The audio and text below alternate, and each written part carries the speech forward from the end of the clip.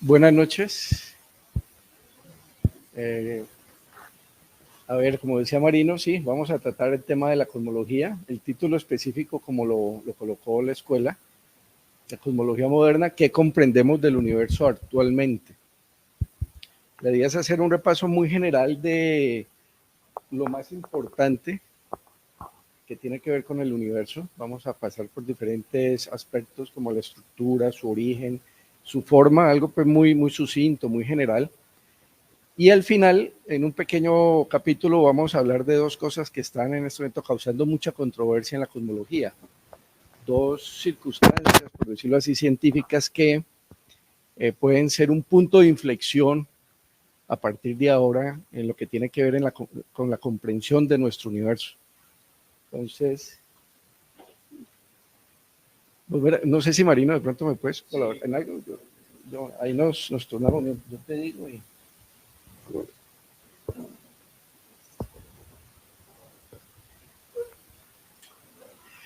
Empecemos haciendo una descripción general del universo en cuanto a su tamaño y estructura. Vamos a ir poniéndonos como en contexto, ubicándonos espacialmente, dónde estamos y más adelante cuándo estamos en este momento, pues en el universo con respecto a su edad.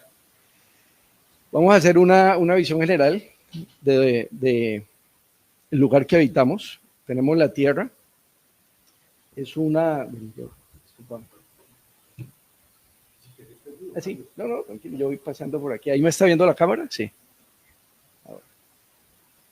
Sí, perfecto. Tenemos el sistema solar. El sistema solar es un espacio que ocupa más o menos 10 horas luz, es decir, atravesarlo le tomaría a la luz, un rayo de luz que viaja a 300.000 kilómetros por segundo, aproximadamente 10 horas.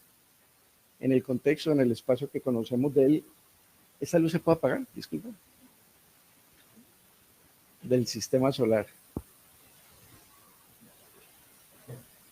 Que tenía un puntero y cuando lo fui a sacar la batería, la pila me lo había dañado, como para poder ver eso ahí mucho mejor.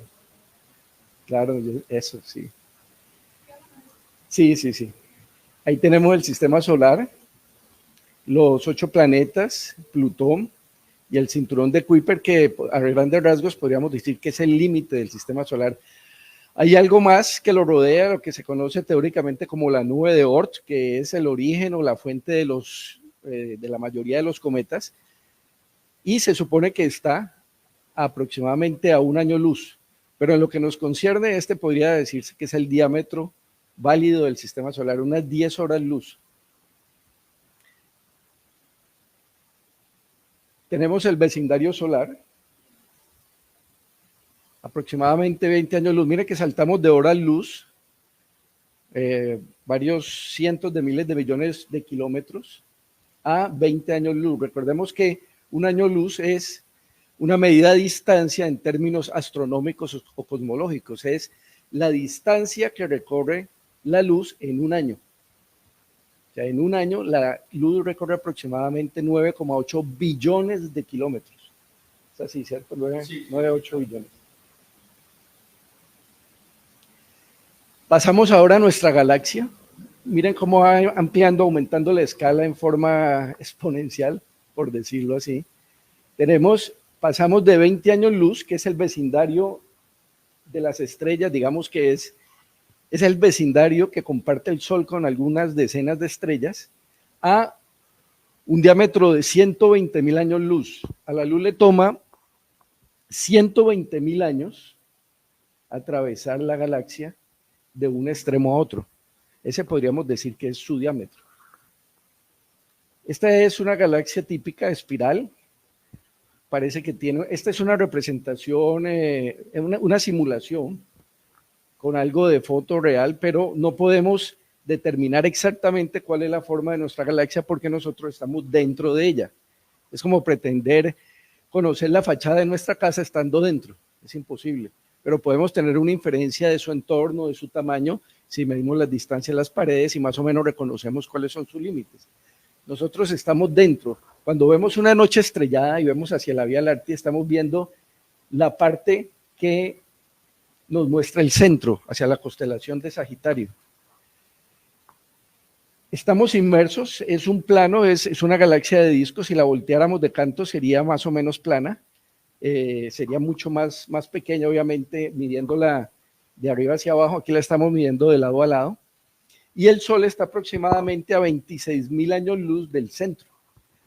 Vayan haciéndose una idea de lo que es la distancia o las distancias que tienen que ver con la estructura a gran escala del universo.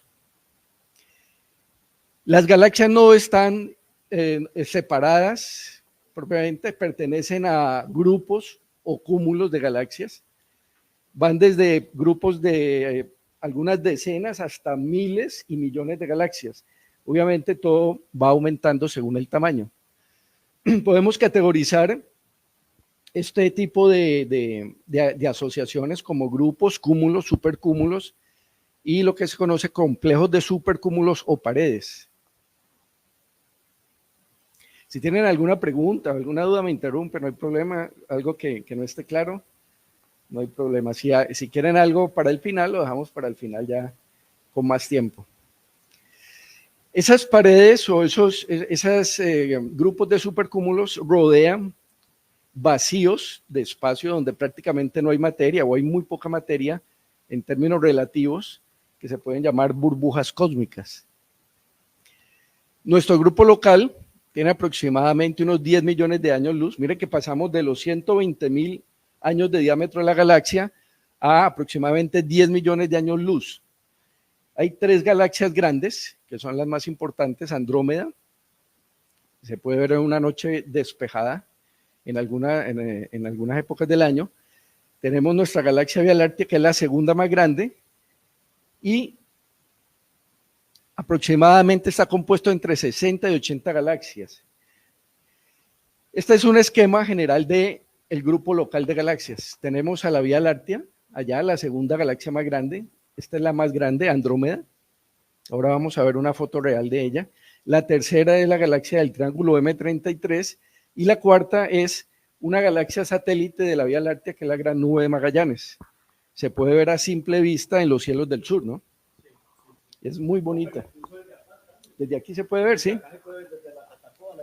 Sí, exacto. No, digo, los cielos del sur es acá, donde estamos, en el sur del país, ¿no? Podemos verla. En el norte del Cauca, cualquier pueblo, una noche despejada, se ve muy bonita y la pequeña, ¿no? También. Las dos.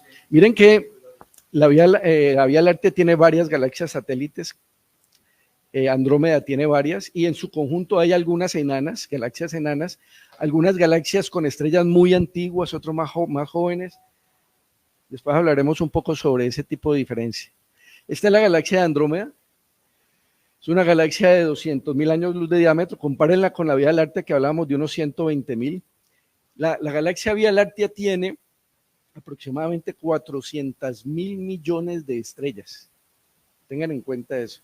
Diámetro 120.000 años luz, 400.000 millones. Esta es una galaxia aproximadamente de 300, 400.000 millones también, un poco más grande. Miren las dimensiones y la belleza de esa imagen. Imaginen un planeta, una estrella, un sistema solar habitado por seres inteligentes haciéndose las mismas preguntas que nosotros nos estamos haciendo ahora. Piensen en cada una de esas cientos de miles de millones de estrellas. Hoy en día sabemos que cada estrella puede tener en promedio 1 o 2 planetas, o sea, podríamos tener en planetas ahí aún más cantidad que lo que tenemos de estrellas. Y si una fracción de esos planetas es un planeta que puede ser habitable y puede desarrollar vida, eventualmente tendríamos seres inteligentes haciéndose las mismas preguntas. Esta es la tercera galaxia más grande, M33, tiene solo 35.000 años luz, también es una galaxia espiral. Y por último, la cuarta más grande, la Gran Nube de Magallanes. Es una galaxia relativamente pequeña y mire su forma, es bastante irregular, no tiene esa estructura espiral que tenían las otras tres, solo 60.000 años luz. Seguimos con los cúmulos que son agregaciones más grandes de galaxias, o sea, conjuntos más grandes, ya hablamos de decenas de millones de años luz de diámetro, es decir, a la luz le tomaría millones y millones de años luz, perdón, millones y millones de años de tiempo, pero estamos hablando de la luz, en atravesarlos. Pueden contener centenares y miles de galaxias, y esta es una definición importante, son los mayores sistemas gravitatoriamente ligados del universo. ¿A qué me refiero? Si hay algo aquí confuso me preguntan, la idea es que el universo se está expandiendo. La expansión del universo comenzó desde el Big Bang, desde su origen, y esa expansión está estirando todo su contenido, pero los cúmulos están gravitatoriamente ligados. Entonces, si cada punto de estos es un cúmulo, él no va a ser estirado por la expansión misma del universo, pero el espacio mismo va a separar cada uno de esos cúmulos. Son como grumitos que se van a mantener unidos por mucho tiempo, pero están siendo alejados unos de otros por la expansión del espacio.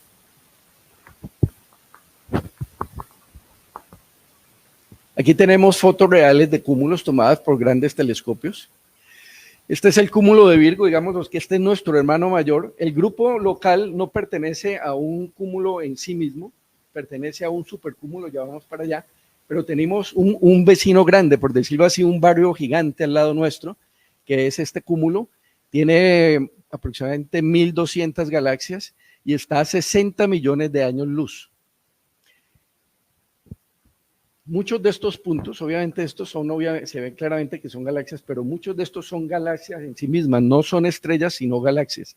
Cada uno conteniendo decenas y cientos de miles de millones de estrellas.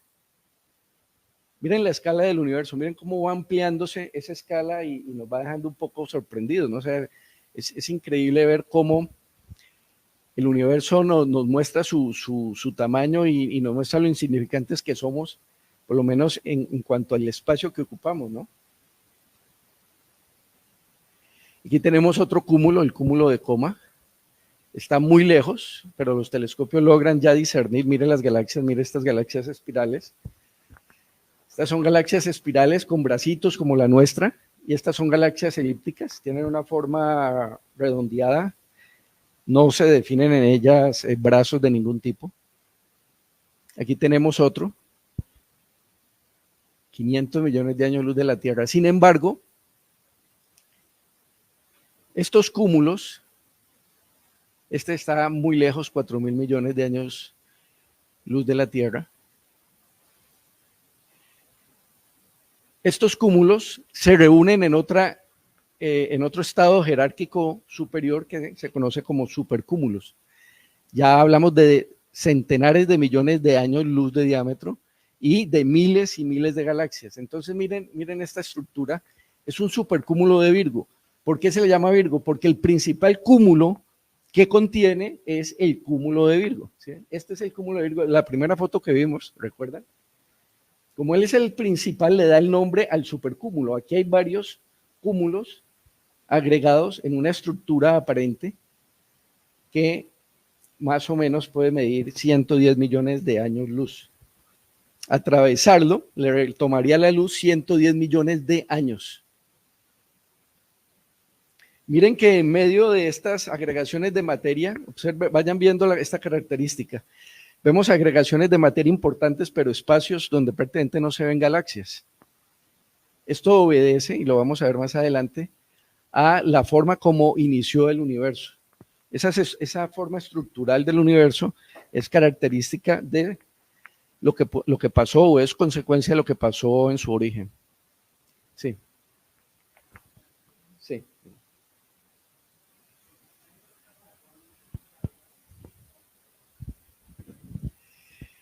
Bueno, es una buena pregunta. Dije antes que los sistemas gravitatoriamente fijos, por decirlo así, son los cúmulos. Esta estructuración es real, visualmente real, pero a la larga es aparente. ¿Aparente en qué sentido? Que la expansión del universo, como se está dando en este momento, y a través de la energía oscura, que es algo de lo que vamos a hablar adelante, lo que nos importa ahora es entender que la propia expansión del espacio del universo está haciendo que los cúmulos se estén separando entre sí.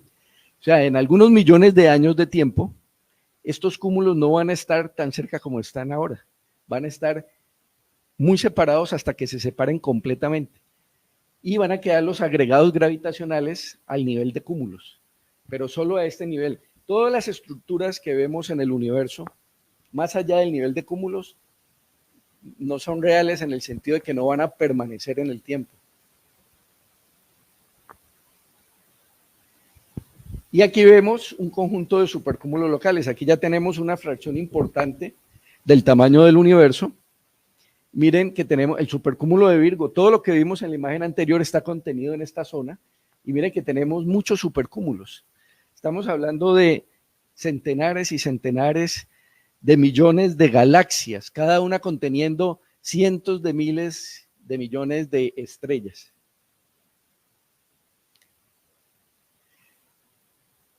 Pasemos a la siguiente estructura jerárquica. Grandes paredes o láminas, llamadas complejos de supercúmulos, pueden cubrir miles de millones de años luz, y dentro de ellos, como decíamos, se forman vacíos, o hay vacíos o burbujas de espacio. Vacíos de cientos de millones de años luz de diámetro. Aquí vemos un mapa que nos empieza a mostrar la estructura generalizada del universo conocido. Ven los espacios vacíos, ven las estructuras en forma de telaraña, por eso se llama la web cósmica, la telaraña cósmica. Esta es una simulación, no es real, pero así está configurado el universo a grandes escalas. Donde ustedes ven estas zonas más densas, son sitios donde confluyen cúmulos y supercúmulos de galaxias. O sea, aquí hay miles y miles de galaxias y están enredados, digámoslo así, o se extienden por todo el universo, y en medio de esa red hay vacíos de materia donde prácticamente no hay galaxias o estrellas. Hay muy poca materia. Es el Sol o la Tierra a esa escala. No, imagínate.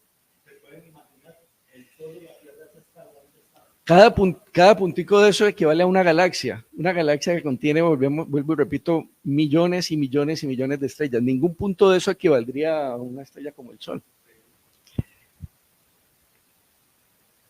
Aquí hay una animación hecha con computadores, supercomputadores. Espérate, hay que darle play. ¿Cómo así? ¿Por qué? ¿Será que no está configurado?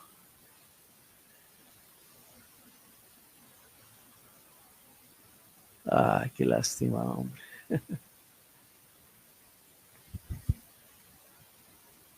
¿Será el PowerPoint? Sí. Lástima. Esta estructura se conoce como Laniakea.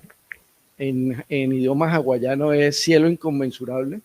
Una estructura encontrada por científicos de la Universidad de Hawái, midiendo pues la luz de millones de galaxias, y nos muestra a grandes rasgos cómo se distribuyen los filamentos de galaxias alrededor de el grupo local o el cúmulo donde nosotros habitamos.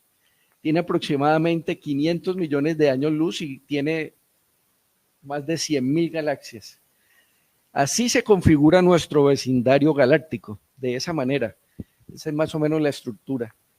Como ese conglomerado de cientos de miles de galaxias, hay muchos en el universo observable. El universo observable, ¿qué significa esa frase? Es el conjunto de regiones del universo cuyas señales luminosas han tenido tiempo de llegar a nosotros desde su comienzo. El universo observable contiene toda la materia que en este momento ha tenido tiempo, o cuya luz ha tenido tiempo de llegarnos a nosotros. El universo tiene 13.800 millones de años de edad, o sea, surgió hace 13.800 millones de años. Pero desde el mismo instante que empezó, el universo se ha expandido a grandes velocidades. Esa expansión hace que hoy en día la materia que se fue desarrollando a partir de ese comienzo esté dispersa en un espacio de 93.000 millones de años luz. Esta es una porción del universo de la cual podríamos recibir eventualmente la luz. Luz que salió hace 13.800 millones de años, evolucionó en diferentes estructuras y hoy nos podría llegar. Pero ¿dónde están esas estructuras hoy en día? ¿A qué distancia están esas estructuras? Estarían a varios miles de millones de años luz. Y el límite de ese universo observable está a un radio nuestro, nosotros estaríamos aquí, estaría a 46.000 millones de años luz. Ustedes dirán, ¿y es que nosotros estamos en el centro del universo? No, simplemente es la perspectiva desde la cual podemos hablar. Nosotros, hacia donde miremos, estamos en el centro de nuestro campo de visión, pero no somos el centro del universo. Si hubiera un ser inteligente aquí, él sería el propio centro de su universo observable. Es una vista relativa a nuestra posición y a nuestra perspectiva, digámoslo así, en este caso antropocéntrica, aunque no aplicaríamos bien el término, pero hablamos por lo que nos toca ver o por lo que podemos ver. Aquí estaría la Niaquea, ¿se acuerdan la imagen anterior que vimos? Ese sería todo el universo y hay diferentes complejos de supercúmulos a su alrededor. Y el universo se puede extender en forma ilimitada. Miren los 46.000 millones de años luz que vimos en la diapositiva anterior, pero el universo en sí mismo podría ser infinito. De hecho, la cosmología moderna, y es una de las cosas que nos concierne en esta charla, es especificar que el universo, hasta donde sabemos hoy en día, se extiende de forma infinita, no tiene límite. Hay materia y hay galaxias y hay estructuras hasta el infinito. Ahora vamos a ver un poco la idea, es complejo asimilarlo, pero partamos de esa idea. El universo, hasta donde sabemos hoy, es un universo abierto con un volumen y una cantidad de materia infinita. Voy a hacer un paréntesis, no es el tema de la charla, pero implicaría una forma de universo paralelo, esa característica del universo infinito. Lo voy a hacer como un paréntesis por lo llamativo que es. Si el universo es infinitamente grande y tiene infinita cantidad de materia, eventualmente la posibilidad de que esa materia se reúna y forme un planeta, por ejemplo, como el planeta Tierra, forme la vida como la conocemos y forme a personas como ustedes o como yo, esa posibilidad se va a repetir en forma infinita en un universo infinito. Esa es una forma de universo paralelo. Dentro del universo de materia que conocemos, sin salirnos de la realidad, estaríamos ante la posibilidad de que la materia en algún espacio muy, muy lejano se reúna de tal manera que haya alguien como yo en este momento, igual a mí, con esta misma camisa, hablando de la misma forma. Igualmente, con otras posibilidades, otra camisa, hablando de otro tema, hablando en otro idioma, pero es increíble. La matemática nos dice eso muy llanamente. Si el universo es infinitamente grande y hay infinita cantidad de materia, es seguro que se van a repetir esas copias de nosotros mismos y copias parecidas en forma infinita. Eso lo dice la ciencia, eso lo consideran los científicos. Hay algunos científicos que esa idea les quema el cerebro y prefieren la posibilidad de que este universo sea cerrado y sea finito, para no considerar ese tipo de posibilidades. No es lo que nosotros queramos, sino cómo la realidad es. Estamos en ese momento en que es así, tal vez algún día la realidad, y es de lo que voy a hablar al final, nos muestra que el universo no sea tan grande como pensamos que es. Pero miren lo interesante, ¿no? Díganme si no los confronta con realidades profundas y con cosas muy interesantes el tema de la cosmología y la visión del universo en su gran escala. Pasemos al origen. Hicimos una descripción general de dónde estamos y de lo que tenemos. ¿Hasta ahí hay alguna pregunta, alguna duda? Listo. El origen del universo parte, o lo que sabemos sobre el origen del universo, parte de lo que nos dijo este señor. Todos lo hemos visto alguna vez en algún tipo de libro, conferencia. Él en el 1915 postuló la teoría general de la relatividad. En el 17 estableció un modelo de universo basado en la relatividad general. Todo lo que conocemos hoy, todo lo que comprendemos, todo lo que, digámoslo así, descubrimos del universo, gira en torno a la relatividad general.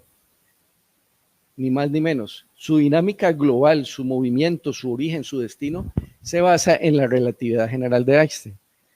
Curiosamente, el universo, en esencia, es tejido de espacio-tiempo con materia, radiación y materia, conteniéndolo. El espacio es un tejido de realidad, es algo que existe realmente. El espacio que media entre ustedes y yo, el espacio que nos rodea, es algo real. Es tan real que en este momento la masa de la Tierra lo está curvando y esa curvatura crea como un pozo y ese pozo es literalmente la gravedad. El hecho de que nosotros pesemos, este micrófono se caiga, es porque el espacio está doblado debido a la masa de la Tierra. Nosotros también ejercemos curvatura, pero es ínfima. Entonces, el universo, toda su dinámica depende de esta interacción.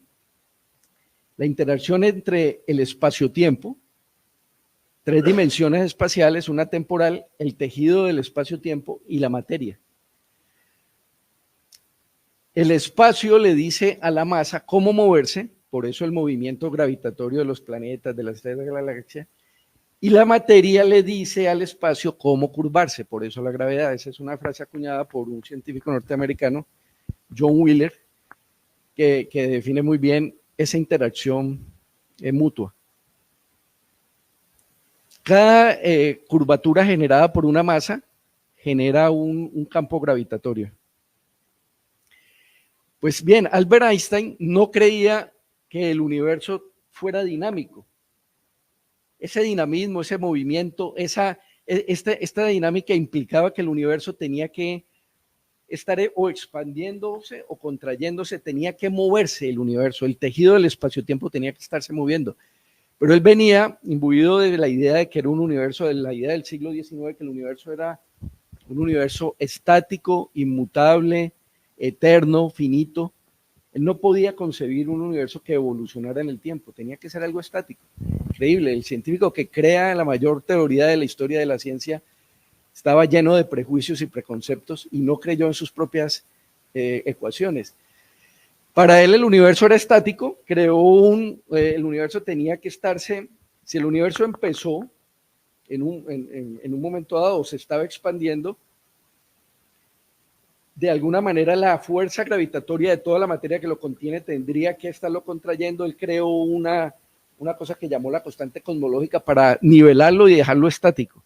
Pero este señor, un ruso que murió muy joven, aplicó la relatividad general y estableció, sin lugar a dudas, que el universo tenía que estarse moviendo, tenía que ser dinámico, tenía que estar en movimiento.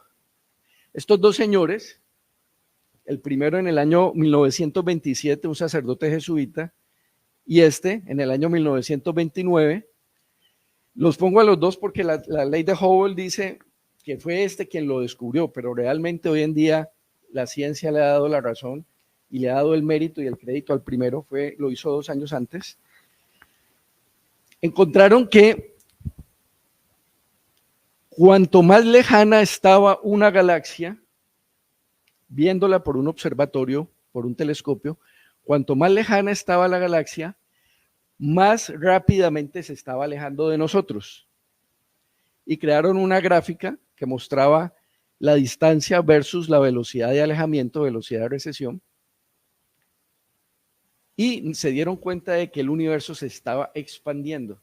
Hasta la década de 1900, de los años 20 del siglo pasado, no sabíamos que el universo tenía una dinámica de movimiento y mucho menos que se estaba expandiendo. Esta relación observacional, midieron la distancia y calcularon la velocidad basada en los espectros.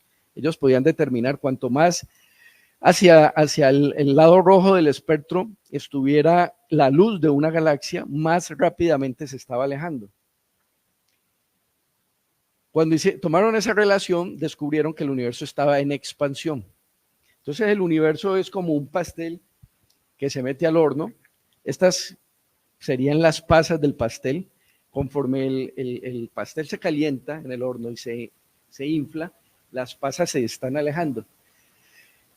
Entonces hay una separación entre cada una de las pasas. Cada pasa podría ser una galaxia. En ese sentido es que el universo se está expandiendo.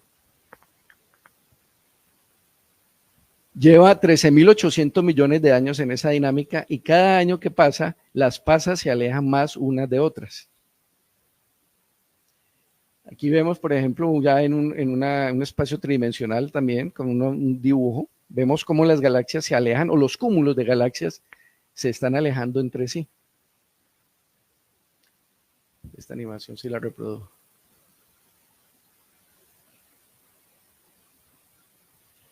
Miren que en sí mismas las galaxias no se mueven.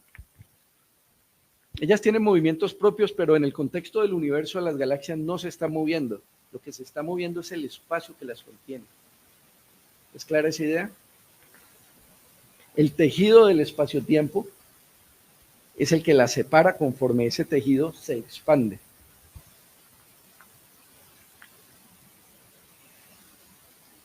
Sí. Vemos que hoy el universo se está moviendo, se está expandiendo, sus componentes se están alejando unos de otros.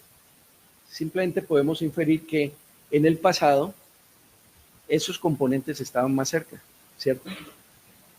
Si un carro viene hacia nosotros y se acerca a una velocidad, podemos inferir que ese carro viene de un sitio que estaba más lejos del sitio donde estamos nosotros. Es algo de sentido común.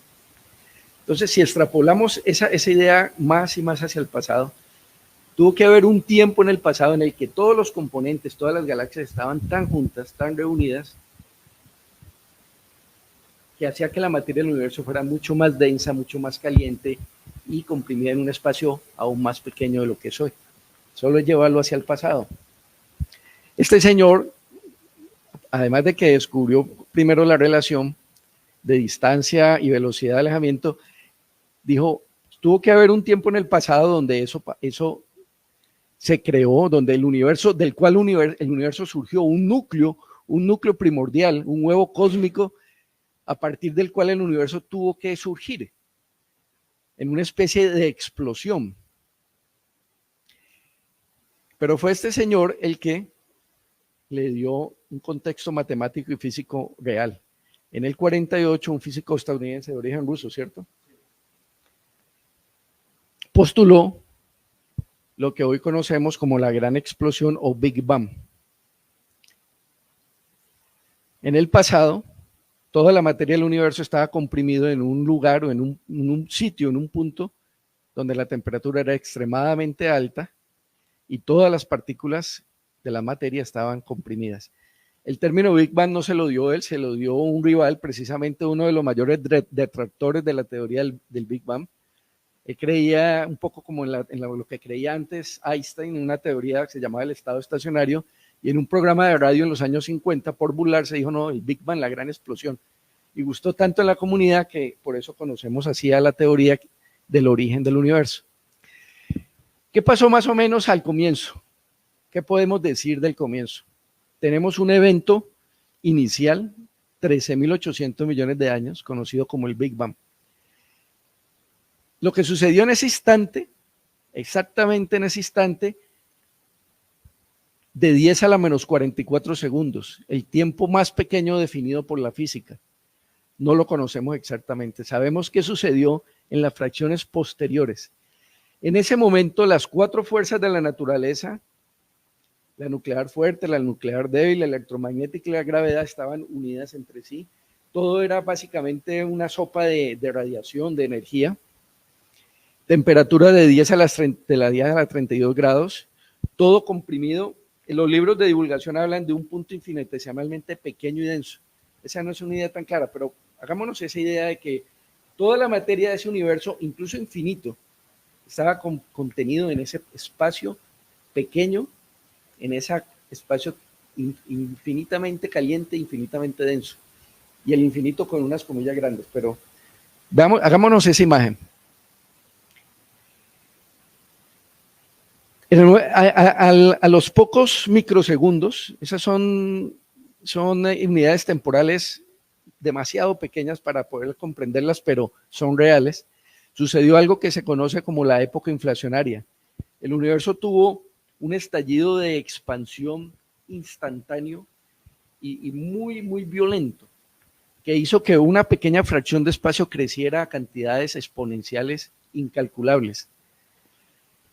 Una de las consecuencias de esa expansión repentina fue que cualquier curvatura del espacio, recuerden que el espacio tiene estructura, cualquier curvatura se estiró a tal punto que lo hizo un universo plano, un universo sin curvatura adicional. O sea, estamos en un universo de 3 dimensiones, pero imaginen un universo de esas 3 dimensiones que no se curva en una cuarta dimensión física, sino que se mantiene en las 3 dimensiones. Eso es por definición un universo plano. Ese día es importante más adelante cuando veamos un poco la forma del espacio. Ese universo plano es muy importante para entender la dinámica actual y para entender las consecuencias de la relatividad general en la estructura a gran escala del universo. Entonces, cualquier espacio medianamente curvo se estiró a tal punto que para una hormiga, por ejemplo, parado sobre una bomba inflable, si esa bomba se crece o se amplía de tal manera que él en la superficie no note ningún tipo de curvatura. En realidad nosotros somos como hormigas. Hoy en día los científicos miden la curvatura del universo y se han dado cuenta de que es prácticamente perfectamente plano. En todas direcciones y a todas las distancias, él mantiene las mismas 3 dimensiones de curvatura. No hay absolutamente ningún tipo de curvatura ni hacia adentro ni hacia afuera del universo. Otra consecuencia de esa inflación cósmica es que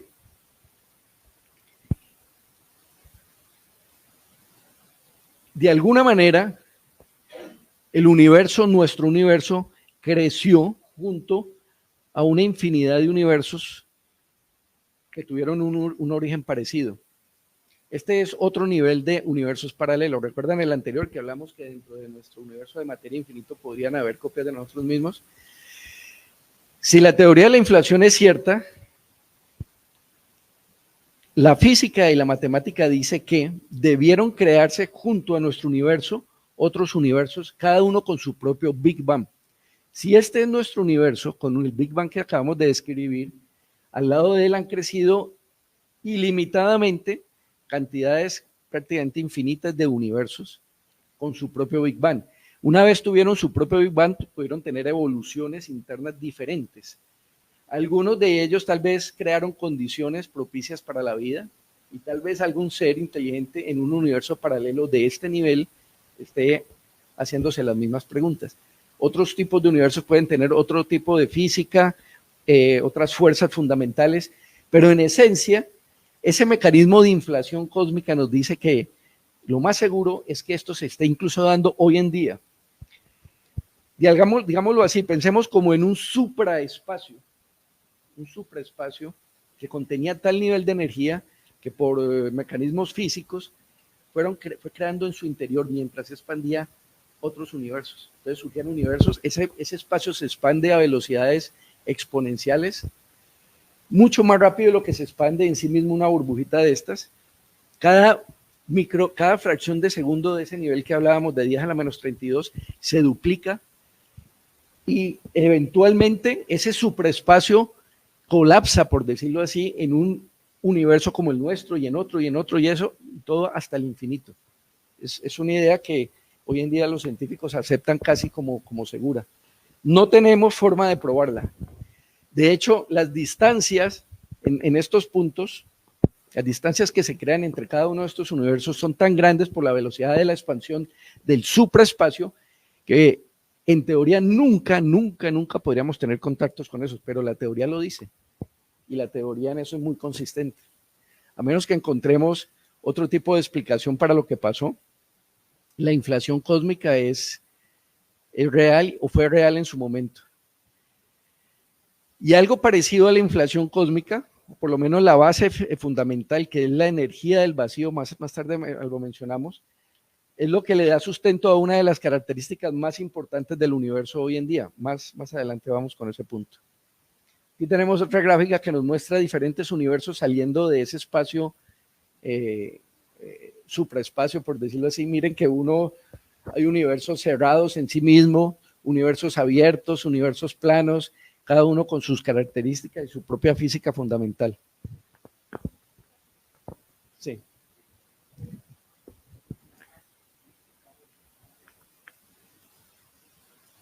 ¿Cómo? Disculpa, no ten...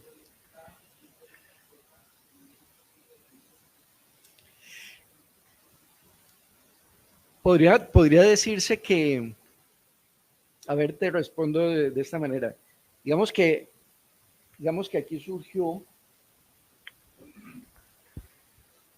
el Big Bang, digamos y aquí surgió un hermano, una fracción de segundo, inmediatamente, o sea, nacieron juntos, digamos, fueron gemelos. Acá estos nacieron después, antes pudo haber muchos tiempos inconmensurables, pues, anteriores.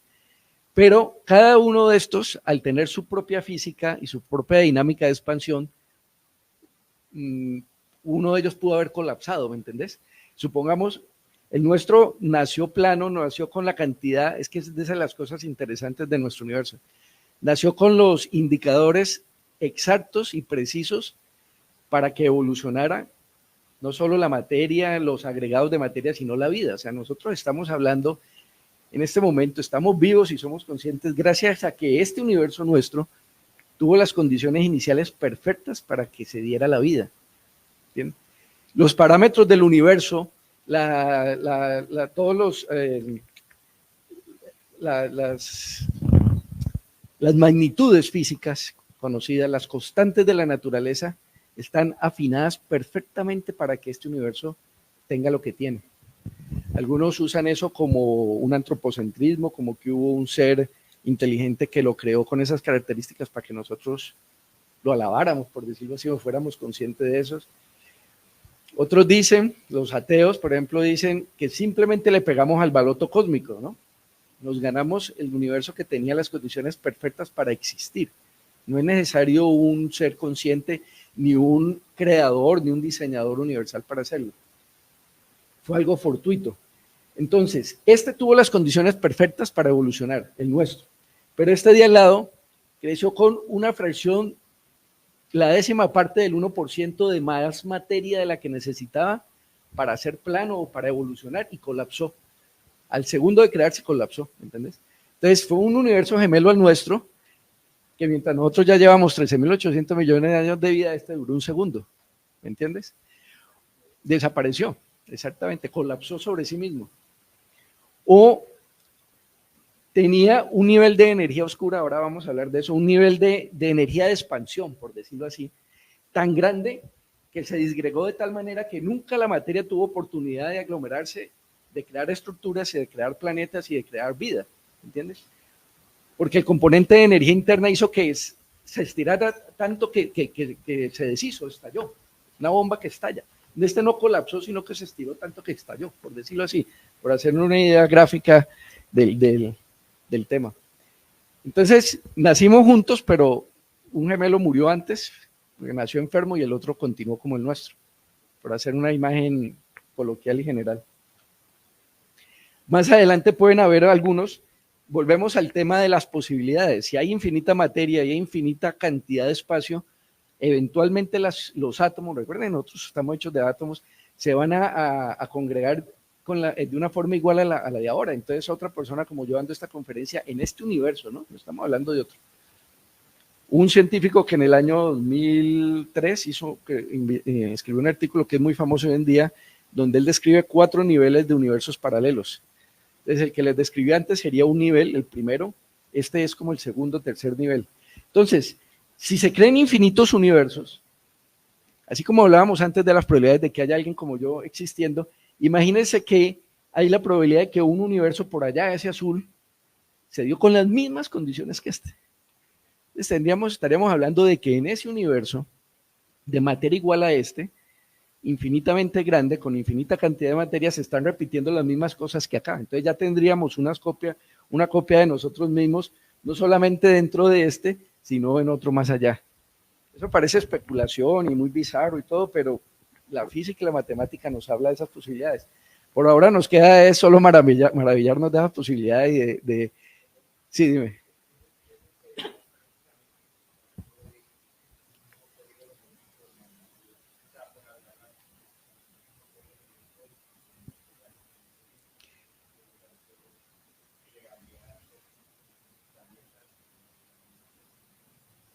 Sí, sí, es una buena analogía, exactamente. Es como si habláramos de que en otro planeta un ser se diera la misma formación de ADN que aquí y ese ser evolucionara como los seres de aquí de la Tierra. ¿Sí? Cuando hablamos del infinito, el concepto de infinito es un concepto fascinante y complejo, pero el infinito da para todo, precisamente. Y si este proceso se está dando realmente en forma infinita, eventualmente el código genético de un universo va a ser igual al código genético de nosotros, entendiéndolo como cantidades de materia, leyes físicas, fuerzas fundamentales.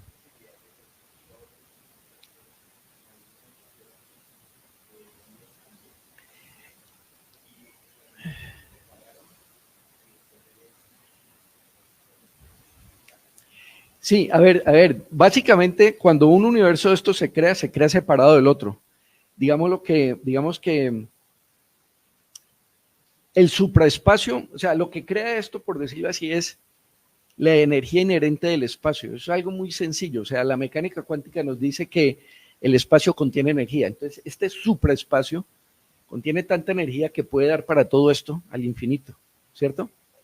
Entonces, una vez crecen, ellos se separan y se han separado en fracciones de segundo, tanto que no hay forma de que se contacten nuevamente. Digamos que existen, los podemos inferir, pero en la práctica nunca llegaremos a saber si hay otro universo paralelo cercano al nuestro. Han especulado algunos de que nosotros estamos de pronto interactuando con algún universo paralelo y que eso podría, algunas observaciones astronómicas podrían darnos indicios de ese. De hecho, algunos hablan de que la debilidad de la fuerza de gravedad, que de las 4 fuerzas es la más débil, a pesar de que la que nos tiene en la Tierra, si la comparamos con las otras fuerzas, es la más débil, se debe a que de alguna manera la gravedad está interactuando con un universo paralelo, que hace que se debilite. Esa es una teoría plausible que podríamos comprobarla. Pero más allá de ese tipo de conjeturas, la idea de la inflación nos dice que estos universos se han separado ya indefinidamente y ya nunca van a poder tener contacto entre sí o comunicación. Lo mismo que el universo del que hablamos dentro de nuestro universo de materia, esa copia nuestra, la probabilidad de que eso se dé es tan baja pero real que seguramente la copia, incluso en ese artículo el autor lo calcula, está a trillones y trillones y trillones de años luz la copia exacta más parecida a la mía en este universo. Entonces, como la luz, las señales de comunicación tienen una velocidad finita, que es la velocidad de la luz, y ese se está expandiendo y se está alejando, es prácticamente imposible que yo alguna vez tenga idea de mi copia o la existencia de mi copia o comunicarme con él, pero allí podría estar.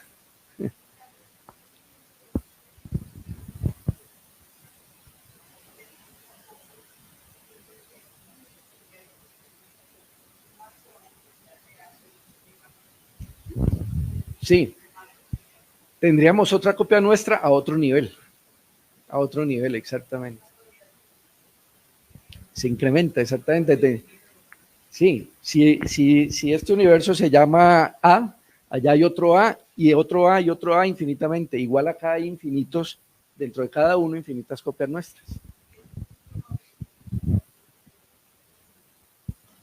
¿De qué? ¿Del concepto de qué? Ah, sí, por el concepto del infinito. Exactamente, sí. Sí, claro, porque si realmente el nuestro es un universo plano, abierto, infinito, y esa copia es idéntica a la nuestra, tiene las mismas características y a su vez las mismas posibilidades de que haya dentro de él otras copias, sí. Sí. Bueno, aquí tenemos esto, que sigamos con la historia. Miren que aquí tenemos 15 minutos. Ah, bueno, ya vamos rápido. Aquí han bajado los indicadores, menos temperatura, menos densidad, ha pasado más tiempo. Aquí ya hay materia, quarks y antiquarks. Aquí tenemos materia y antimateria. La materia, los quarks son los componentes de los núcleos atómicos. En este instante, mire, 10 a la menos 10 segundos y mucho más frío del universo, las cuatro fuerzas que conocemos hoy se separan, se forman los protones, los neutrones, y la materia prácticamente sobrepasa la antimateria. Toda la materia se aniquila con la antimateria, pero había un excedente mínimo de materia que hace que hoy en día perdure y que el universo nuestro sea de materia y no de antimateria. Si hubiera sido al revés, nosotros no estaríamos formados por materia, sino por antimateria, pero esa es la característica. Toda la materia conocida del universo, las partículas del modelo estándar de la física, surgieron en ese instante. Entre 1 y 3 minutos ya tenemos protones y neutrones. Los quarks se unen en protones y neutrones y forman los primeros átomos, núcleos de hidrógeno, helio y litio. De toda la materia, ustedes conocen la tabla periódica, hay 92 elementos, desde el hidrógeno hasta el uranio. Al comienzo del universo, los 3 primeros minutos se forman hidrógeno, un 75%, el helio un 25% y trazas muy pequeñitas de litio. Piensen que todo ese litio del que hoy hablan de las baterías de los carros eléctricos, de la guerra de las tierras raras de los chinos, los gringos, todo eso es este litio, imagínense. Obviamente, la pequeñita cantidad que quedó en la corteza terrestre. En el origen del universo solo había 3 elementos. Eso es muy importante para entender la historia y es de las cosas interesantes. De los 92 elementos de la tabla periódica, solo 3 elementos se formaron en el origen del universo. ¿Dónde se formaron los demás? En procesos estelares, en explosiones de supernova, en choques de estrellas de neutrones, pero ese es tema para otra conferencia. Por ahora quedémonos con ese tema, con esa idea. 380,000 años después de ese Big Bang y a una temperatura de 3,000 grados Kelvin, que es una temperatura mucho más fría, caliente, pero mucho más fría que la del comienzo, el universo se hace transparente. ¿Qué significa? Estaba lo suficientemente frío como para que los fotones de luz se desacoplaran de la materia. Cuando hay mucho calor, las partículas interaccionan y no se liberan entre sí. A esa temperatura, exactamente esa temperatura, los fotones se liberaron de la materia y el universo fue visible. Hasta ese punto no había forma de ver lo que pasaba, era como una neblina tenue.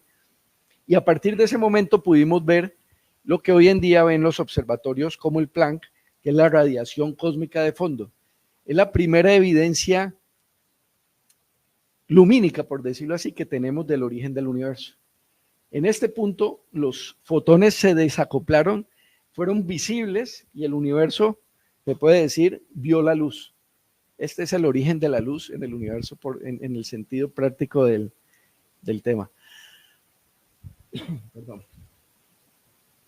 Aquí tenemos una historia rápida, pues para no demorarnos mucho. Lo que ya vimos.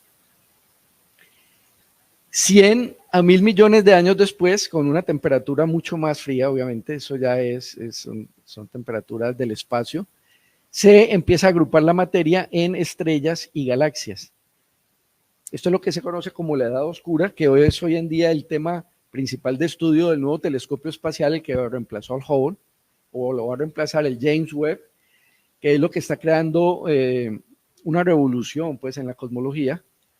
Vemos desde ese punto de allá donde se libera la luz, que dijimos 380,000 años luz, hasta unos 1,000 millones, cuando ya vemos las galaxias más maduras, se conoce como la época oscura o la edad oscura del universo. ¿Por qué? Porque no hay mucha información que podamos ver.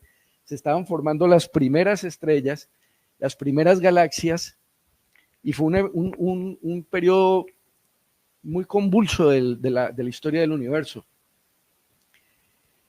Se cree que las primeras estrellas se formaron entre 50 y 200 millones de años después. Recuerden que tenemos 13,800 millones, ¿no?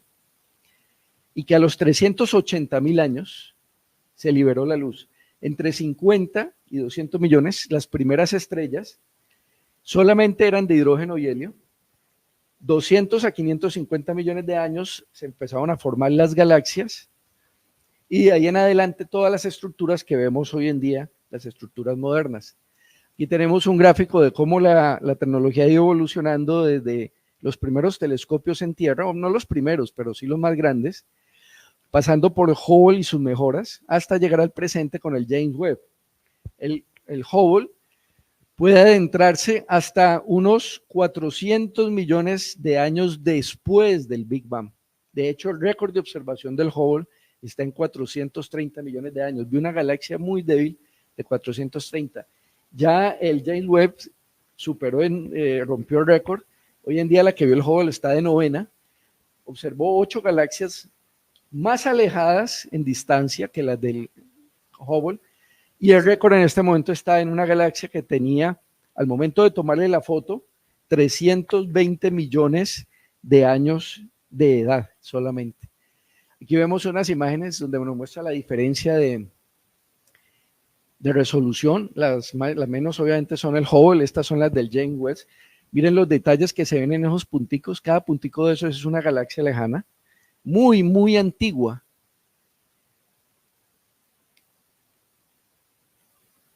Esta ya es una imagen real del James Webb. Cada puntico una galaxia, galaxias más cercanas, galaxias espirales, elípticas. Algunos de estos punticos, no lo estoy señalando exactamente, son galaxias que se empezaron a formar pocos millones de años después.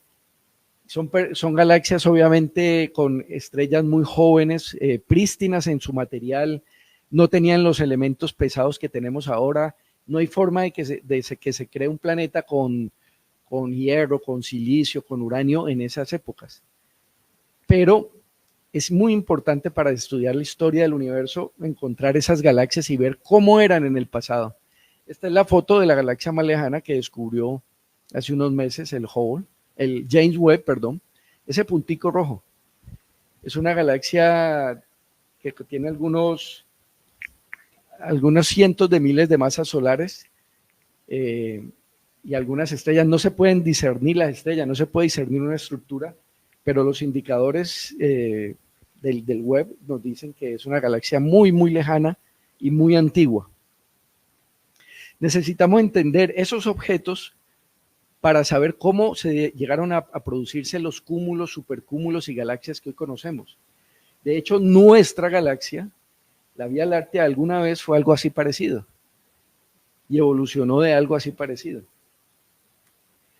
Hoy en día, con una temperatura de 3 grados Kelvin, un espacio muy, muy frío, 13.800 millones de años, vemos lo que sabemos que existe, pues estrellas, sistemas solares, cúmulos de galaxias. Una galaxia real, NGC 1232, parecida a la nuestra, puede contener un planeta y la vida, pues.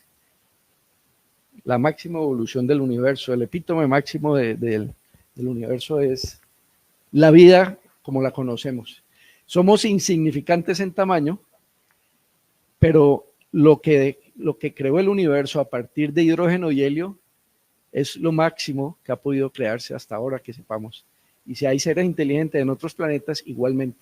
Pero convertir el hidrógeno y el helio en vida y conciencia, que podamos hablar de ello, es una idea muy profunda y sublime. Ya terminemos, pasemos esto rápido. Hablábamos de que el universo podía, según la relatividad general, no olviden que lo que le da sustento a nuestra comprensión del universo es la relatividad general de Einstein.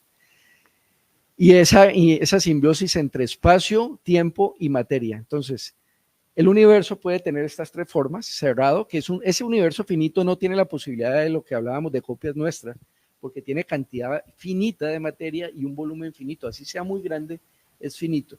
Hasta donde sabemos ahora, creemos ahora, nuestro universo es así. Sin embargo, piensen en esto, acuérdense de la imagen de la hormiga.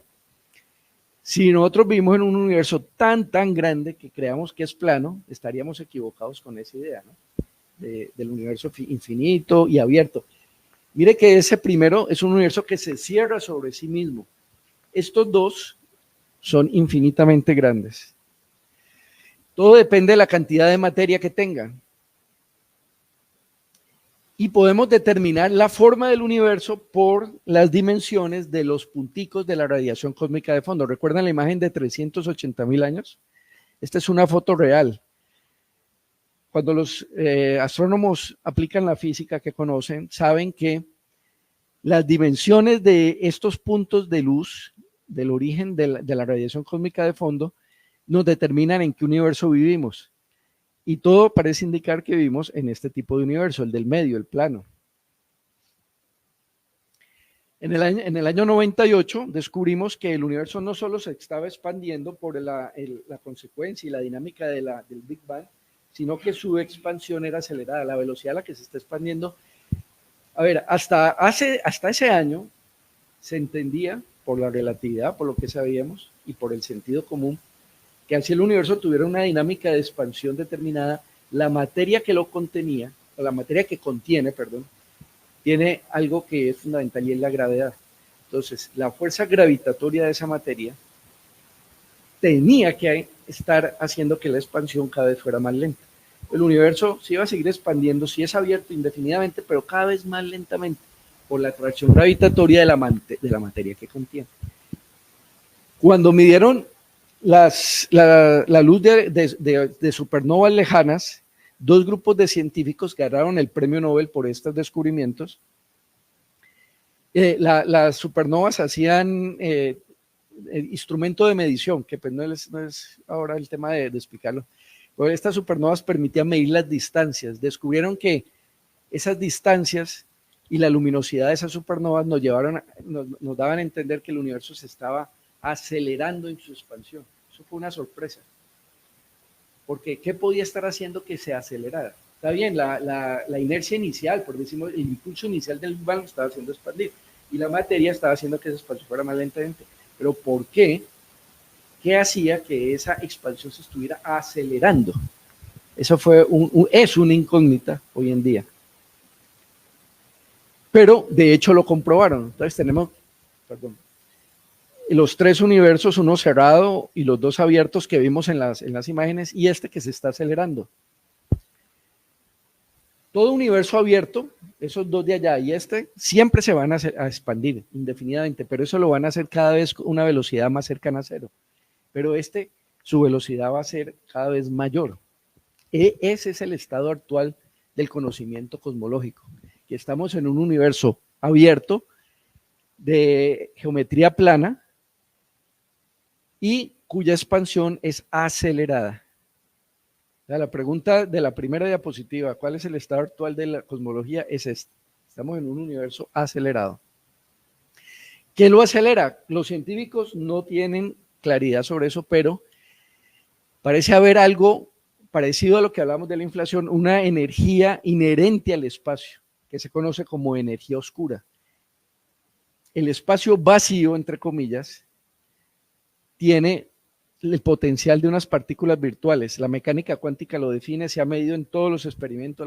La teoría más exitosa, aparte de la relatividad general, de la física moderna es la mecánica cuántica. Y sabemos que el espacio vacío está lleno, pulula de partículas virtuales. Ese espacio sin materia, sin radiación, sin luz, tiene un potencial de energía, que fue el mismo de la inflación del que hablamos ahora. Y parece que un tipo de energía de esa característica es el que está haciendo que la expansión se esté acelerando. Descubrimos que hace unos 8.000 millones de años más o menos, por la imagen de esta supernova, el universo empezó hace 13.800 millones de años, se expandió, lástima el videito que no nos deja ver, se expandió con una velocidad inicial, la materia hizo que esa velocidad disminuyera por su fuerza de gravedad, y a partir de unos 6.000, 7.000 millones de años después, empezó a ganarle fuerza la energía oscura, o sea, la energía intrínseca del espacio, a la atracción gravitatoria. Entonces, empezó así, se puso más lento y después empezó a acelerarse. En este momento se está acelerando. Ese es un universo que va a terminar disgregando toda la materia. Eventualmente esos cúmulos que están atados gravitatoriamente se van a alejar tanto que ni siquiera los telescopios más potentes van a poder ver galaxias. Ahora los astrónomos del futuro, claro, millones de años en el futuro, no van a tener que ver por sus observatorios, por sus telescopios. Que había un videito que nos mostraba, pero bueno. Y llegamos al final. ¿De qué está compuesto el universo con esto que les acabo de decir? Tenemos que la energía oscura, la energía inherente al espacio, que está haciendo lo que se aceleren su expansión, es aproximadamente el 69% de todo el componente de materia y energía del universo. Y hay un 25%, un 31% que es materia. Esa es la composición actual del universo, según lo que nos dice la física y la ciencia moderna. 69 energía oscura, materia 31%. Y de esta materia, o sea, vamos a ver cómo está distribuido ese 31%. Observen. Aproximadamente 1% es materia visible. Todo lo que hemos visto en esas fotos de millones y millones de galaxias, millones, cientos de millones de estrellas, equivale solo al 1% de la materia total del universo. Increíble, de la materia energía, una locura. Hay un 4% de materia normal, como la de estas, pero que no es visible, o sea, gas intergaláctico, enanos marrones, o sea, objetos que no emiten mucha luz. Ahí tenemos el 5, ¿cierto? Y el 26% restante es materia oscura exótica. ¿Qué es la materia oscura exótica? Eso, exótica, no tenemos ni idea. Hay en este momento grandes proyectos de investigación con laboratorios a varios kilómetros bajo tierra, tratando de encontrar una partícula novedosa que nos explique qué es la materia oscura. La materia oscura, por lo que sabemos, tiene una característica única y conocible, que es la atracción gravitatoria, pero no interactúa con la luz, no emite luz, no absorbe luz, no sabemos. En este momento está atravesándonos, si esa materia oscura es real, que es lo más probable, están atravesándonos trillones y trillones de partículas de esa materia oscura, pero no sabemos qué es, no lo hemos descubierto. Y tenemos la energía oscura. Imagínense que solo conocemos el 5% del universo, ese es el estado actual de la cosmología. Pero ese discernimiento, esa comprensión de lo que conocemos ya es un gran avance, porque sabemos lo poco que conocemos. O sea, tener la claridad sobre lo poco que sabemos ya es un gran avance en el conocimiento, ¿cierto? Y la expectativa de todo lo que nos falta, pues nos anima y nos motiva a seguir buscando y a seguir intentando encontrar respuestas. Aquí le muestro algo de la energía oscura. Es interesante ver. Estos son varios cúmulos de galaxias. Acuérdense de los que hablamos de centenares, que a lo largo de millones de años están chocando entre sí. Han chocado, ¿cierto? Esos cúmulos, el gas, la materia de esos cúmulos, genera, cuando esos cúmulos convergen, generan emisiones de rayos X, o sea, allí entre los cúmulos, cuando se chocan, se genera fricción, el gas intergaláctico se calienta y genera rayos X. Todo lo que está en rojo es radiación en rayos X que emite la materia que está chocando. Pero,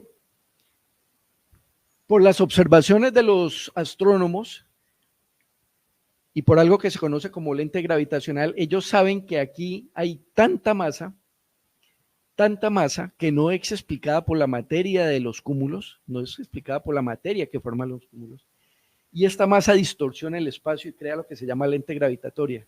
Y literalmente la materia curva el espacio, acuérdense que el espacio tiene estructura, y genera una lente, así como la lente que amplía una imagen de un telescopio idéntico. Eso lo descubrió Albert Einstein en su teoría. De hecho, uno de los instrumentos de observación que usan los astrónomos modernos es esa característica del espacio, que cuando hay grandes cantidades de masa se curva de tal manera que si hay un objeto muy lejano que no veríamos normalmente, la luz es amplificada por la curvatura del espacio debido a la materia. Pues bien, cuando los astrónomos ven esas lentes y ven cómo se curva el espacio de estas zonas, saben que ahí hay algo extra que no es explicado por la materia normal o la que compone a esos cúmulos, y pueden mapear, por decirlo así, la materia oscura. Cuando lo unen, se dan cuenta de que los cúmulos y los choques de supercúmulos están rodeados tanto de la materia, la roja, la normal, y grandes cantidades de materia oscura. Esa materia oscura, aquí no, ella no emite luz, ¿no? No es que estemos viendo, simplemente que los astrónomos la han pintado para entender dónde está ejerciendo su poder. Recuerden que lo único que podemos saber de ella es su fuerza gravitatoria. Que algún día, ojalá nos toque a nosotros en vida, o por lo menos a mí que soy mucho mayor que ustedes, ver cuál es la partícula o saber cuál es, perdón, el origen de esa materia oscura y de la energía oscura. Terminamos ya con estas, son 3 diapositivas. Como estamos en la conferencia trata del estado actual, voy a mencionar 2 características descubiertas hace poco, esta en particular en el 2019, pero ha sido confirmada por el James Webb, y es la disparidad, la incongruencia en la velocidad a la que el universo se está expandiendo. Ese señor Hubble que vimos ahora, el que le da el nombre al telescopio, midió la velocidad de expansión. En su momento él cometió un error, pero hoy en día se ha ido refinando y hemos descubierto 2 formas de medirla que no debería existir. Esta incongruencia es una piedra en el zapato de la cosmología moderna. La velocidad de expansión es una constante en el tiempo, o sea, en el presente debe ser la misma en todo el universo. Antes era más rápida, en un futuro va a ser diferente, pero la idea es ¿cuál? Que si medimos en el presente la velocidad de expansión, que es la constante de Hubble, debe ser idéntica. Si se usa un método de distancias, se llama la escalera de distancia, donde se trata de medir la distancia de diferentes objetos astronómicos, los astrónomos miden que es de 73 kilómetros por megaparsec, o sea, cada 3,26 millones de años luz de distancia, la velocidad aumenta en 73 kilómetros por segundo por megaparsec. Si se toma otro método que es medir la radiación cósmica de fondo, pues no entramos en detalle de cómo lo hacen, la velocidad de expansión es de 67,4. Se dice que esta forma de medir toma los objetos más cerca, aunque algunos son muy lejanos, toma la parte más cercana de nosotros, y esa es la forma de medir con la luz más antigua del universo. No deberían ser inconsistentes. Entonces, hay algo en nuestra comprensión fundamental del universo que hace que esto no concuerde. Han hecho todas las calibraciones posibles. Cuando fue el Hubble dijeron, no, pues el Hubble no era lo suficientemente avanzado para hacerlo, ya lo hicieron con esto. El premio Nobel que descubrió la expansión acelerada ya lo hizo la calibración y le sigue dando el mismo valor. Esto no debería existir. Pero surgió ahora un posible camino de solución y es algo que solamente en abril se descubrió, hace 1 mes y medio se descubrió. Y es algo muy revolucionario. Este observatorio en Arizona, el instrumento espectroscópico de la energía oscura, en sus primeros resultados, los preliminares en este momento, analizando aproximadamente 7,5 millones de galaxias, es la visión de campo profundo tridimensional más grande que se ha hecho hasta ahora, ha encontrado algo increíble si se comprueba y que puede cambiar toda nuestra comprensión y le puede dar sustento a esa incongruencia de la que hablamos de la velocidad. Y es que la energía oscura que hace que el espacio se acelere, que se creía constante, inherente al espacio y que nunca iba a cambiar, parece que está evolucionando en el tiempo. Eso tal vez ahora mencionarlo, bueno, ¿y qué sentido tiene? Pero quiero como darle la dimensión a eso. Los físicos estaban casi seguros que el valor de esa energía era constante y que no podía cambiar desde que empezó el universo, desde cuando empezó a ganarle la partida a la gravedad. Recuerdan que se empezó a acelerar hace unos 8,000 millones de años y que hasta el fin del universo ese nivel de energía tenía que ser constante. Si cambia es una sorpresa para la física, para la astronomía y pareciera, Marino, que está disminuyendo ligeramente. De un tiempo para acá ha perdido fuerza y hablan de la posibilidad de que si pierde fuerza, incluso pueda volverse al contrario y podemos volver a la idea antigua de que los que creían en los años 60, 70, que si el universo llegaba a un punto de expansión máximo podía volverse a contraer en un Big Crunch. ¿Ustedes lo han oído? El de arriba, exactamente. Esa energía, si esa energía es dinámica y variable y cambia con el tiempo, o podría eventualmente aumentar, y ser tan fuerte que desgarre el universo mucho antes de lo que pensábamos. Incluso entonces los cúmulos que hablábamos que estaban ligados interiormente se van a desgarrar, se van a expandir, y es tan fuerte ese tipo de energía, porque es constante, es inherente al espacio mismo, que hablan lo que hablan del gran desgarramiento, que hasta los átomos y los seres humanos en algún momento podrían desgarrarse por la fuerza de esa energía oscura del espacio. Entonces, ese es el estado actual, esas dos situaciones que los astrónomos están obviamente tratando de encontrarle respuesta. Sí, dime.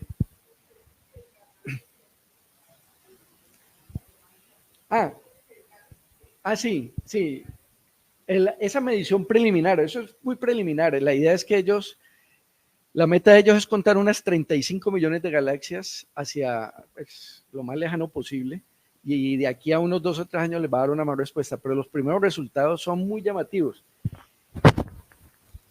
Parece que está disminuyendo, y en ese caso se está revirtiendo, o sea, esa expansión acelerada se estaría revirtiendo, y eventualmente lo que haría, si ella se devuelve, haría que se contrajera. Pero si es dinámica, así como en este momento está disminuyendo, podría en un momento dado querer, por decirlo así, aumentar nuevamente, exactamente, o sea, es algo completamente nuevo para los físicos. De hecho, así como no sabemos qué es la materia oscura, esa idea de la energía del vacío es simplemente una suposición basada en la mejor física moderna. Pero los físicos, por ejemplo, según sus cálculos, decían que tenía que tener un poder de expansión 10 a la 121, algo así, o sea, una cosa inconmensurablemente mayor, pero es muy suave. A pesar de que está haciendo que todo el universo se acelere, para los estándares físicos es muy suave, entonces no entendemos su naturaleza. Creemos saber qué es, estamos casi seguros que es eso, pero ahora nos dicen, no, pero miren, yo no soy solamente algo constante, que estoy en todo el espacio, sino que soy dinámica. Entonces es un problema en un grado superior para entender. Los físicos ahora están cogidos de los cabellos tratando de ver por qué esto está pasando. Lo que nos espera en los próximos años con el James Webb, con todos estos observatorios modernos, es fascinante. Para los que les interese este tema y de alguna manera tengan algún tipo de curiosidad por esto, lo que viene es muy, muy llamativo, muy interesante para conocer lo que va a pasar con el universo, de dónde venimos y cuál ha sido la evolución general de todo lo que existe. Nosotros, recuerden, como decía Carl Sagan, somos el medio por el cual el universo busca conocerse. La mente humana es el instrumento a través del cual el universo se conoce a sí mismo. La materia en su evolución nos creó y respondemos a las preguntas que nos hacemos todos. Ya, entonces, muchas gracias por... Un aplauso para Carlos. Bueno, esto fue una breve introducción a lo que es la cosmología. Esto es más filosofía que ciencia, señores. Esto parece más especulación, es pura especulación científica. Realmente la cosmología tiene mucho de especulación, más que la astronomía. Es que parece que hubiéramos asistido a una charla de ciencia ficción, ¿no? Y por eso es tan hermosa, claro.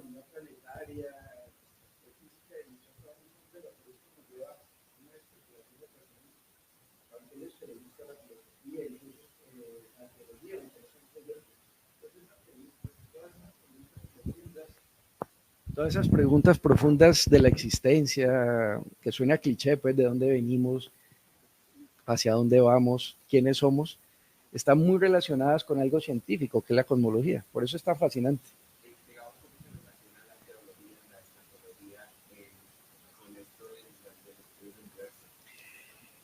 Porque de alguna manera la teología y parte de la filosofía se hace las mismas preguntas. El cosmólogo ateo se pregunta cómo surgió el universo. El que cree en un creador, en una divinidad, se hace la misma pregunta. Cada uno tiene caminos diferentes y en algún sentido también convergen. O sea, de alguna manera cuando tú te confrontas con esas realidades, por ejemplo, de la inflación cósmica, realidades complejas y tan ajenas al sentido común, te acercas un poco a esa divagación del teólogo, ¿entiendes? Uno señala a veces al creyente y dice, es que se van hablando, o sea, todas las respuestas están allá. Sí, puede ser cierto, pero cuando tú ves esas realidades tan complejas, ese tema de los universos paralelos, ¿qué sentido, por ejemplo, tendría que haya otra persona como tú en otra parte desde un punto de vista filosófico? Porque no hablemos de teológico, ¿entiendes? ¿Qué sentido le da a tu vida? O sea, para ti, tu vida tiene un sentido profundo, es tu vida, es tu existencia, ¿sí o no? Y alguien te comprueba mañana que tienes una copia exacta por allá, siendo lo mismo. ¿Entiendes? ¿Eso le daría importancia a tu vida o se la quitaría?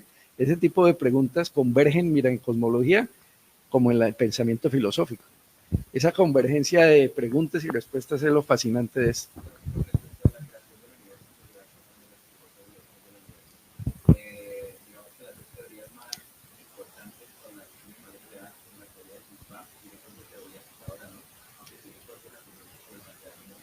Sí.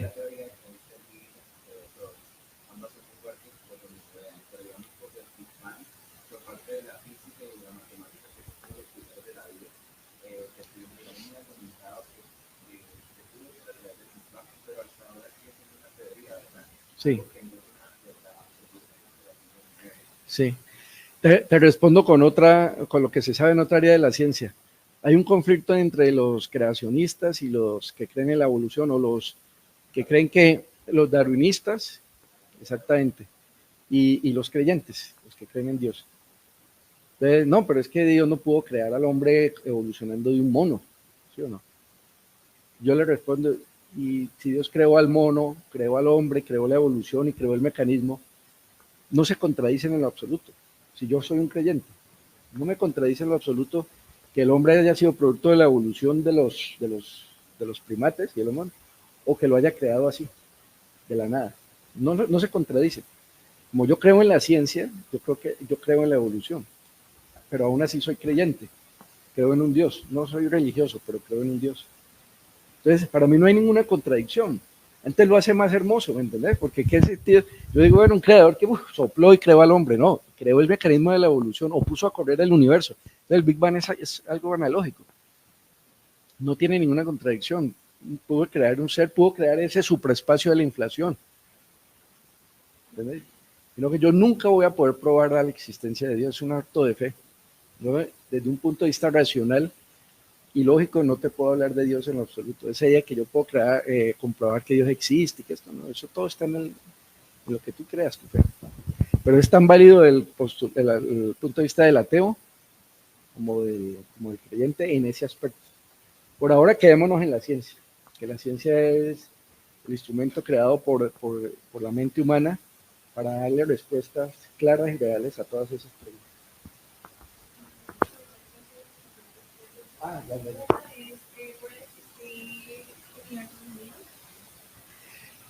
Según lo que explicamos y según el mecanismo de la inflación, no, porque el supraespacio que se está expandiendo y creando, digamos, un océano en el que hay pequeñas corrientes, se está expandiendo de forma tan acelerada y en forma exponencial que cualquier posibilidad se rompe, no hay forma de conectarse, cada uno por un lado. Lo complemento con otra, y es que si los dos estuvieran unidos sería uno solo. Exactamente. Entonces, la esencia es que no hay comunicación entre ellos. Exactamente. Si dos universos estuvieran unidos, estaríamos hablando del mismo. Entonces no serían ya universos paralelos, serían el mismo. Exacto. Entonces no hay comunicación entre universos paralelos.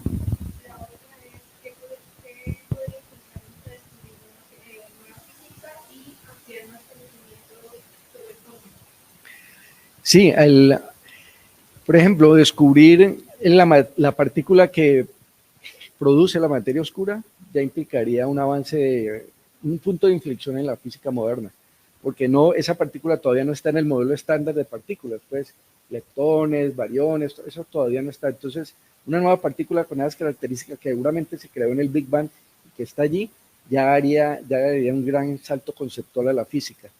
Entender la naturaleza de la energía oscura que está haciendo que el espacio se acelere.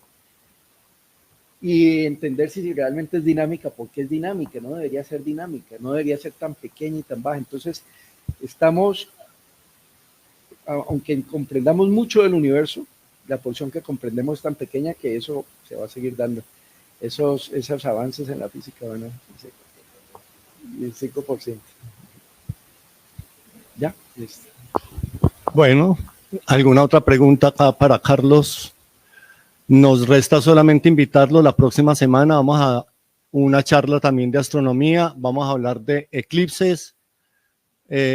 Andrés Arboleda nos va a acompañar hablándonos un poco sobre su experiencia en México con el eclipse del 8 de abril. Si ustedes recuerdan, fue muy promocionado ese eclipse el 8 de abril. Hace mes y medio, hoy estamos en luna llena. Recuerden, los eclipses de sol se dan en luna nueva. Y eso fue el 8 de abril, hoy estamos a 20 y algo de mayo, a 23, hoy es luna llena, mes y medio después de ese eclipse. Así es que los esperamos cordialmente invitados. Muchas gracias a los que nos colaboran, a Carlos, muchas gracias por aceptar la invitación y a ustedes pues por estar aquí presentes. Nos vemos la próxima semana. El mismo, 6:30 todos los jueves, aquí nos encontrarán.